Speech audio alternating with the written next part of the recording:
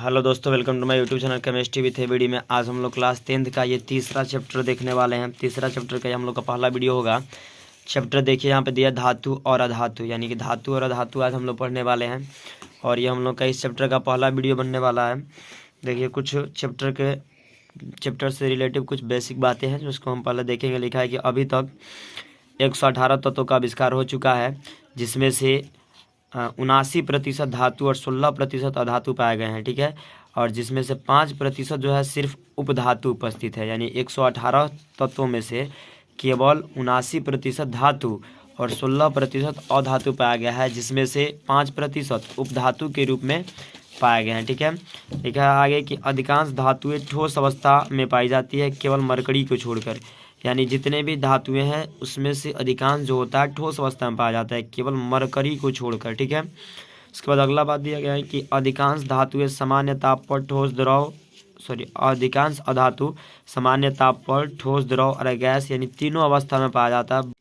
देखिए, लिखा है कि अधिकांश अधातु जो होता है सामान्य ताप पर ठोस अवस्था में, द्रव अवस्था और गैस अवस्था, यानी तीनों अवस्था में पाया जाता है। ठीक है, अब अगला टॉपिक देखते हैं। सबसे पहले हम कि धातु कहते किसे हैं। ठीक है, तो लिखा है वे तत्व जो इलेक्ट्रॉन या इलेक्ट्रॉन्स को त्याग कर धनायन का निर्माण करते हैं तो वह तत्व धातु कहलाता है। जैसे यहाँ पे लिखा गया एग्जाम्पल के तौर पर आप देख सकते हैं, सोडियम जो होता है इनका इलेक्ट्रॉनिक संख्या 2, 8 और 1 होता है। इसके बाहतम सेल के जो एक इलेक्ट्रॉन होता है ये त्याग कर Na+ यानी धन आयन बनाता है।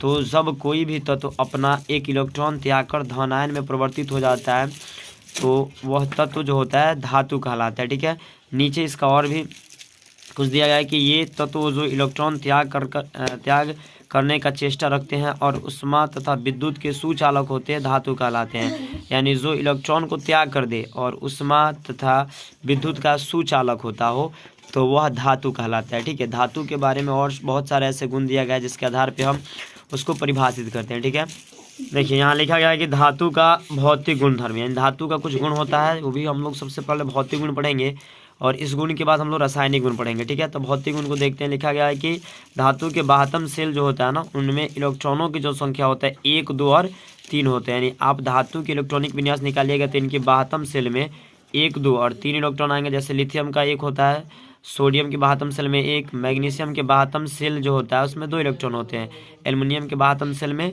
3 इलेक्ट्रॉन होते हैं। ठीक है, आगे लिखा है धात्विक चमक, यानी धात्विक चमक लिखा गया है कि यह अवस्था में धातुओं की सतह पर चमक होती है। यानी धात्विक चमक, जितना भी आपका धातु पाया जाता है उन सभी की सतह जो होती है चमकीली होती है, जिसे हम धात्विक चमक कहते हैं। अपवाद में आता है ग्रेफाइट और आयोडीन, ये होते हैं अधातु, फिर भी ये चमकीले होते हैं। ठीक है, ये चमक किनके कारण होता है तो इनके अंदर पाया जाने वाला जो फ्री इलेक्ट्रॉन होता है और युग्मित इलेक्ट्रॉन होता है, उन्हीं के चलते इनमें धात्विक चमक पाया जाता है। ठीक है, तीसरा गुण दिया है आघातवर्धनीयता, यानी ये आघातवर्धनीयता। देखिए लिखा गया है कि धातु में एक गुण होता है, इसे हथौड़ा से पीट कर पतली चादर बनाई जाती है, यह गुण आघातवर्धनीयता कहलाता है। यानी आप भी ये देखे होंगे कि जब धातु को पीटा जाता है हथौड़ा से तो वो चादर की आकार ले लेता है। ठीक है, तो यह गुण जो होता है आघातवर्धनीयता के नाम से जाना जाता है।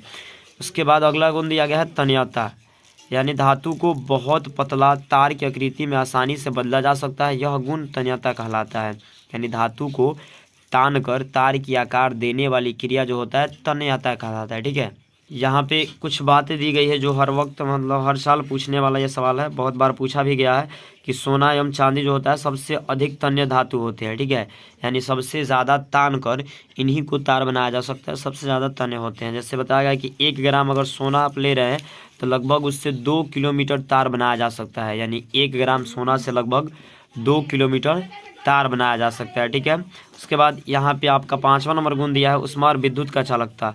ठीक है, सभी धातु उष्मा और विद्युत का चालक होता है, यानी जितना भी धातु होता है उनसे अगर विद्युत धारा को प्रवाहित किया जाए तो एक जगह से दूसरी जगह जा सकता है। ठीक है, जैसे यहाँ पर लिखा है कॉपर एजी एल्युमिनियम उष्मा का सबसे अच्छा चालक होता है, इसी कारण भोजन पकाने वाला पात्र बर्तन जो होता है एल्युमिनियम या कॉपर का बनाया जाता है। ठीक है, यानी उष्मा का जो सबसे अच्छा चालक होता है वो कॉपर या एल्युमिनियम होता है, इसी के चलते बर्तन जो होते हैं कॉपर या एल्युमिनियम के बने होते हैं। ठीक है, अगला गुण दिया है कठोरता, लिखा है धातुएं सामान्यतः कठोर होते हैं Na और K को छोड़कर इन्हें चाकू से चाकू से काटने के बाद ये आसानी से कट जाते हैं। यानी सोडियम और पोटेशियम जो होते हैं ये उतना कठोर नहीं होते, इन्हें हम चाकू से भी काट सकते हैं। बाकी अन्य धातु जो होते हैं वो काफ़ी कठोर होते हैं। ठीक है, अगला गुण दिया गया है 7वां नंबर गुण धात्विक ध्वनि।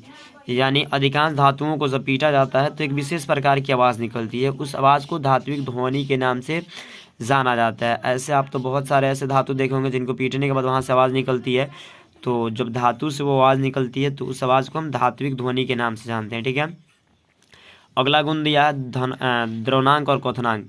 यानी धातुओं की द्रवणांक और क्वथनांक जो होता है वो निश्चित होता है। जैसे मान लीजिए लोहा हो गया, तो लोहा का आपका जो क्वथनांक होता है लगभग 3500 डिग्री सेल्सियस होता है। आप लोहा को जब गलाना चाहते हैं तो लगभग आपको 35 डिग्री सेल्सियस देना होता है। इससे कम दीजिएगा तो पिघलेगा नहीं। यानी इनका निर्धारित किया गया है कि इनसे कम पर लोहा को पिघाल नहीं सकते हैं। ठीक है, तो इसलिए धातुओं के जो क्वथनांक और द्रवणांक जो होता है वो निश्चित होता है। देखिए घनत्व, अगला गुण दिया गया घनत्व। धातु के घनत्व जो होता है ये बहुत अधिक पाए जाते हैं। इसका कारण यह होता है कि धातुओं के एक परमाणु अन्य 4 परमाणुओं के संपर्क में रहता है। फलतः धातुओं की क्लोज पैकेट संरचना होती है। इसी के कारण ना धातु का जो मतलब घनत्व होता है वो काफ़ी ऊंच होता है, क्योंकि इनके बीच में खाली स्थान कम होता है और इनके कण जो होते हैं एक कण अन्य 4 कणों के साथ जुड़ा होता है। इसी के चलते घनत्व जो काफ़ी उच्च होता है। 10वां नंबर लिखा है विद्युत धनात्मक। ये भी इनका धातु गुण होता है। लिखा है धातु में इलेक्ट्रॉन त्यागने की प्रवृत्ति होती है। ये इलेक्ट्रॉन त्याग कर धन आयन में परिवर्तित हो जाते हैं। ये भी एक तरह का धातु गुण होता है। और धातु में ये गुण नहीं पाया जाता है कि वो इलेक्ट्रॉन को त्याग कर सके, लेकिन धातु में पाया जाता है कि वो इलेक्ट्रॉन को त्याग करके धन आयन में परिवर्तित हो जाता है। ठीक है।